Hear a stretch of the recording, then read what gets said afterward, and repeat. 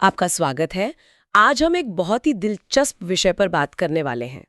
हमारे पास एक भारतीय कंपनी एसेंसिव एडुकेयर की 21 मई 2025 की इन्वेस्टर्स अर्निंग्स कॉल का ट्रांसक्रिप्ट है। हाँ, और देखिए पहली नज़र में ये बस किसी भी दूसरी कंपनी की अर्निंग्स कॉल जैसा ही लगता है। ढेर सारे आंकड़े, रेवेन्यू, प्रॉफिट। बिल्कुल, लेकिन जब हमने इसे पढ़ना शुरू किया है, तो लगा कि इन आंकड़ों के पीछे एक बहुत बड़ी कहानी छिपी हुई है। सही कहा। ये कहानी सिर्फ एक कंपनी के मुनाफे की नहीं है। ये कहानी है भारत की एक बहुत ही, आप कह सकती हैं, उलझी हुई समस्या की। आप स्किल गैप की बात कर रहे हैं। हाँ, हमारे पास करोड़ों युवा हैं, लेकिन इंडस्ट्री को जो स्किल्स चाहिए वो उनके पास नहीं है। और ये कंपनी एसेंसिव इसी खाई को पाटने का दावा कर रही है। तो आज हम इसी कॉल के जरिए ये समझने की कोशिश करेंगे कि उनका मॉडल क्या है, क्या वो वाकई में काम कर रहा है, और भविष्य को लेकर उनके इरादे क्या हैं। तो चलिए इस अर्निंग्स कॉल के पन्नों को पलटते हैं और देखते हैं कि इन नंबरों के पीछे असल में क्या चल रहा है। जरूर। शुरुआत कंपनी के सफर से करते हैं। ये कोई नई, हाल में शुरू हुई स्टार्टअप तो नहीं है ना? नहीं नहीं, बिल्कुल नहीं। इनकी शुरुआत तो 2007-8 में एक छोटे से computer training centre Ascent Tutorial के तौर पर हुई थी। अच्छा, एक कंप्यूटर सेंटर से। हाँ। लेकिन कॉल में ये सीईओ अभिजीत चैटर्जी बताते हैं कि असली बदलाव आया 2012 के बाद। उन्होंने एक बहुत ही बुनियादी समस्या को पहचाना। वो क्या थी? एक तरफ कंपनियां शिकायत कर रही थीं कि उन्हें सही हुनर वाले लोग नहीं मिल रहे, और दूसरी तरफ लाखों युवा नौकरी की तलाश में थे। यानी समस्या सप्लाई या डिमांड की थी ही नहीं, समस्या थी दोनों के बीच के मैच मेकिंग की। एग्जैक्टली। ज्यादातर जो एजुकेशन इंस्टीट्यूट्स थे वो सिर्फ डिग्री या सर्टिफिकेट दे रहे थे, नौकरी नहीं। और यहीं पर एसेंसिव ने अपना मॉडल बदला। हाँ, उन्होंने सिर्फ एक ट्रेनिंग सेंटर बने रहने के बजाय इंडस्ट्री और नौकरी ढूंढ रहे लोगों के बीच, आप कह सकते हैं, एक पुल बनना चुना। इस कॉल से उनके काम करने के 3 मुख्य मॉडल सामने आते हैं। ओके। पहला तो सीधा साधा है, स्किल ट्रेनिंग, जो वो सरकारी योजनाओं या फिर कंपनियों के CSR फंड से चलाते हैं। ठीक है, ये तो कई कंपनियां करती हैं, इसमें कुछ खास तो नहीं लगा। सही है। नयापन उनके दूसरे और तीसरे मॉडल में है। दूसरा है मैन पावर कंसल्टिंग। इसमें वो कंपनियों को अप्रेंटिस या परमानेंट स्टाफ देते हैं और यहाँ तक कि उनका पेरोल भी मैनेज करते हैं। अच्छा। लेकिन जो तीसरा मॉडल है, रिक्रूट, ट्रेन एंड डिप्लॉय यानी RTD, वो मेरे हिसाब से असली गेम चेंजर है। RTD मॉडल, ये सुनने में थोड़ा जार्गन जैसा लगता है। इसे थोड़ा आसान भाषा में समझाइए। बिल्कुल, इसे ऐसे समझिए कि ये एक तरह का tailor made man power solution है। Tailor made? हाँ, जैसे आप दर्जी के पास जाकर कहते हैं कि मुझे इस नाप और इस कपड़े का सूट चाहिए, वैसे ही कंपनियां एसेंसिव के पास आती हैं और कहती हैं हमें ऑटोमोबाइल सेक्टर के लिए इस खास मशीन को चलाने वाले 50 लोग चाहिए। एसेंसिव फिर उन्हीं ज़रूरतों के हिसाब से लोगों को ढूंढती है, उन्हें ट्रेनिंग देती है और सीधे कंपनी में काम पर लगा देती है। अरे वाह, मतलब यहाँ ट्रेनिंग शुरू होने से पहले ही नौकरी लगभग पक्की है। बिल्कुल। ये तो पारंपरिक सिस्टम को पूरी तरह उल्टा कर देता है, जहां पहले डिग्री लेते हैं और फिर नौकरी ढूंढते फिरते हैं। सही बात है। और यही उनके मॉडल का सार है। और इसी वजह से वो अब सिर्फ स्किल ट्रेनिंग से आगे बढ़कर हायर एजुकेशन में भी जा रहे हैं, जैसे यूनिवर्सिटी के साथ मिलकर MBA कोर्स करवाना।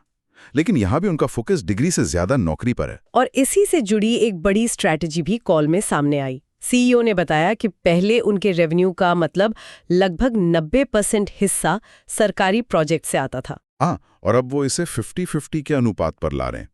आधा सरकार से, आधा प्राइवेट सेक्टर से। ऐसा क्यों?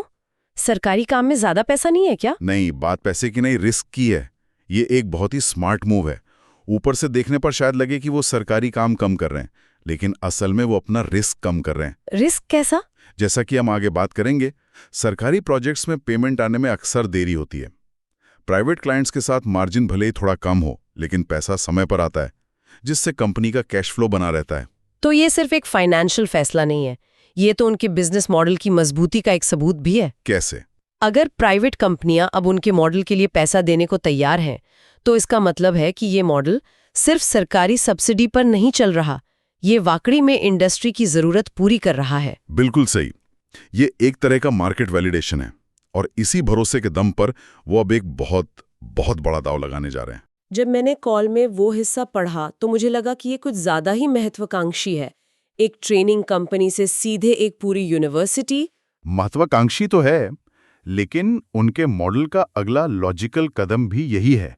उन्होंने बताया कि कोलकाता एयरपोर्ट के पास जमीन भी देख ली है और 2026-27 तक इसे शुरू करने का प्लान है। पर यहाँ जो जरूरी बात है वो ये है कि ये कोई आम प्राइवेट यूनिवर्सिटी नहीं होगी।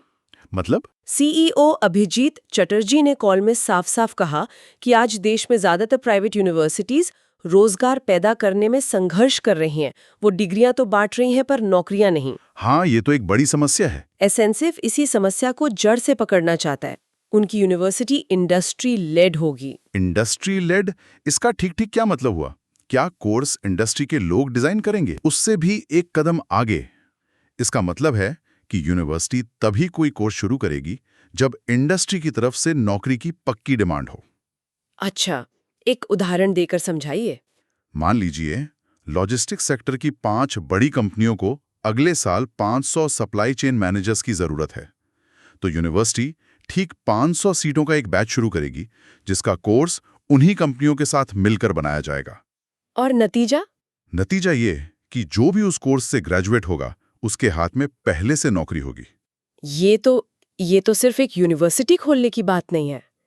ये तो पारंपरिक डिग्री सिस्टम को एक सीधी चुनौती है। हाँ, वे कह रहे हैं कि डिग्री की कीमत तभी है जब उसके साथ नौकरी की गारंटी हो।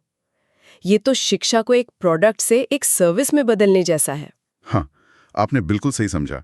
और ये भारत की नई शिक्षा नीति NEP 2020 के दर्शन से भी पूरी तरह मेल खाता है, जो स्किल आधारित शिक्षा पर जोर देती है। ठीक है, प्लान सुनने में बहुत अच्छा लगता है, लेकिन निवेशक तो आखिर में नंबर देखते हैं।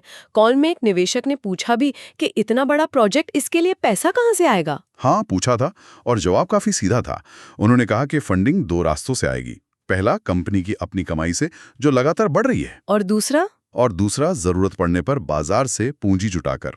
ये दिखाता है कि वे हवा में तीर नहीं चला रहे, वो अपने मौजूदा बिजनेस की ग्रोथ पर भरोसा कर रहे हैं ताकि भविष्य की इस बड़ी महत्वाकांक्षा को पूरा कर सकें। तो ये तो हुई भविष्य की बात, लेकिन जरा वर्तमान पर आते हैं। ये सब सुनने में बहुत अच्छा लग रहा है, सरकारी प्रोजेक्ट्स, प्राइवेट क्लाइंट्स, यूनिवर्सिटी का प्लान। पर सवाल उठता है कि क्या ये सब सिर्फ कागज पर अच्छा लग रहा है या कंपनी के वित्तीय नतीजों में भी ये ग्रोथ दिख रही है? बहुत अच्छा सवाल है। और अर्निंग्स कॉल के मुताबिक नंबर भी कहानी का साथ दे रहे हैं। पिछले साल उनकी टॉप लाइन यानी कुल रेवेन्यू में लगभग 100% की ग्रोथ हुई। 100%? ये तो बहुत ज्यादा है। इसके पीछे क्या वजह बताई गई? 2 मुख्य कारण बताए गए। पहला, उन्हें मध्य प्रदेश और उड़ीसा की सरकारों से स्कूलों में शिक्षक मुहैया कराने का एक बड़ा काम मिला। ओके।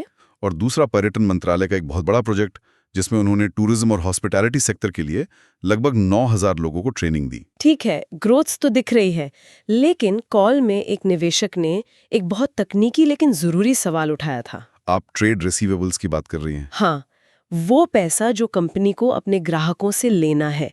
ये आंकड़ा काफी ज्यादा था, जो अक्सर किसी कंपनी के लिए खतरे की घंटी हो सकता है। इसका मतलब तो यही हुआ ना कि कंपनी का बहुत सारा पैसा बाजार में फंसा हुआ है। हाँ, पहली नजर में ऐसा ही लगता है, लेकिन सीईओ ने इसकी जो वजह बताई उससे उनके बिजनेस मॉडल की एक और परत खुलती है। उन्होंने समझाया कि ये उनके B2G यानी बिजनेस टू गवर्नमेंट मॉडल का एक स्वाभाविक हिस्सा है। 1 मिनट, लेकिन 6 से 8 महीने का पेमेंट डिले, ये किसी भी कंपनी के लिए बहुत ज्यादा है। क्या सीईओ ने ये बताया कि वे इस कैश फ्लो की समस्या से निपटते कैसे हैं? ये बहुत वैलिड पॉइंट है। देखिए, क्या है कि सरकारी नियम के तहत उन्हें 31 मार्च तक बिल जमा करने होते हैं, लेकिन विभागों से पेमेंट प्रोसेस होने में 6 से 8 महीने लग ही जाते हैं। पर पैसा डूबता तो नहीं? नहीं, उन्होंने बताया कि ये हर साल का पैटर्न है और उनका ट्रैक रिकॉर्ड है कि वो लगभग 90% पैसा रिकवर कर लेते हैं। पैसा डूबा नहीं है, बस सिस्टम में अटका हुआ है। और कैश फ्लो कैसे मैनेज करते हैं? उसके लिए वो बैंक से वर्किंग कैपिटल लोन लेते हैं, इन्हीं सरकारी बिलों के आधार पर। अच्छा, तो ये उनकी बिजनेस का एक सोचा समझा जोखिम है जिससे वो मैनेज करना सीख गए, और शायद यही एक वजह है कि वो प्राइवेट सेक्टर की तरफ अपना फोकस बढ़ा रहे हैं। बिल्कुल, ताकि कैश फ्लो की ये समस्या कम हो सके, और इसी वजह से वो सरकारी सिस्टम में इतने गहरे तक अपनी जगह बना पाए हैं। वो कोई नई कंपनी नहीं है।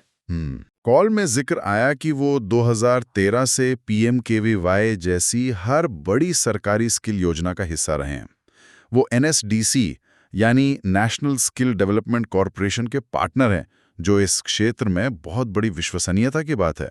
मुझे एक और बात बहुत दिलचस्प लगी। वो उन सिर्फ 9 कंपनियों में से एक है जिन्हें पंचायती राज मंत्रालय ने पूरे भारत में चुने हुए सरपंचों और पंचों को ट्रेनिंग देने के लिए चुना है। हाँ, ये बिल्कुल अलग ही लेवल का काम है। सही में, और ये दिखाता है कि स्किलिंग का असर सिर्फ कॉर्पोरेट नौकरियों तक सीमित नहीं है, ये जमीनी स्तर पर गवर्नेंस को भी सुधार सकता है। उनकी पहुंच सिर्फ युवाओं तक नहीं, बल्कि शासन प्रशासन के स्तर तक है।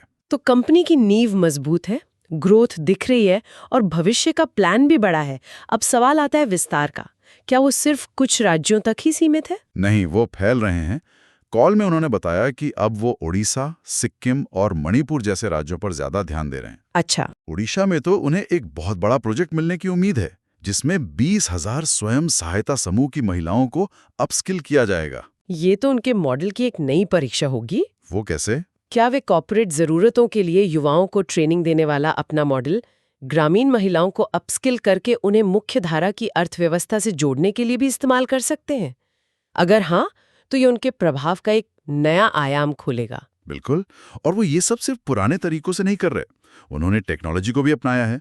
वो एक हाइब्रिड मॉडल इस्तेमाल करते हैं। हाइब्रिड मॉडल मतलब ऑनलाइन और ऑफलाइन दोनों? हाँ, 80% ट्रेनिंग ऑफलाइन और प्रैक्टिकल होती है, लेकिन 20% ट्रेनिंग ऑनलाइन उनके अपने लर्निंग मैनेजमेंट सिस्टम यानी LMS के जरिए दी जाती है। इस पर वीडियो, केस स्टडी और एक्सपर्ट लेक्चर होते हैं। और ये उन्होंने कोविड के दौरान शुरू किया होगा। हाँ, वहीं से विकसित किया था और अब ये उनके मॉडल का एक स्थायी हिस्सा बन गया है। लेकिन इन सब बातों में जो हिस्सा मुझे सबसे ज्यादा चौंकाने वाला लगा, वो था उनकी अंतर्राष्ट्रीय महत्वाकांक्षाओं का। ये कंपनी अब सिर्फ भारत के बारे में नहीं सोच रही। हाँ, और ये भारत के लिए एक बहुत बड़े अवसर की ओर इशारा करता है। वो NSDC इंटरनेशनल के साथ मिलकर काम कर रहे हैं। ये सरकार की ही एक शाखा है ना? हाँ, और इसका काम ही है भारतीय हुनर को दुनिया के बाजार तक पहुंचाना। कॉल में CEO ने इसका कोई ठोस उदाहरण भी दिया? हाँ, दिया। उन्होंने बताया कि वो एक डेलीगेशन के हिस्से के रूप में जर्मनी जा रहे हैं। वहाँ हेल्थ केयर सेक्टर में नर्सों की और अप्रेंटिसशिप के लिए स्किल्ड लोगों की बहुत ज्यादा जरूरत है। ये बहुत महत्वपूर्ण बात है। हाँ, जहाँ एक तरफ जर्मनी और जापान जैसे विकसित देशों में आबादी बूढ़ी हो रही है और काम करने वालों की कमी है, वहीं भारत के पास दुनिया की सबसे बड़ी युवा आबादी है। तो अगर हम इस आबादी को सही स्किल दे सके तो भारत दुनिया की इस कमी को पूरा कर सकता है। बिल्कुल। लेकिन एक सवाल है, क्या भारतीय ट्रेनिंग जर्मन मानकों पर खरी उतरेगी?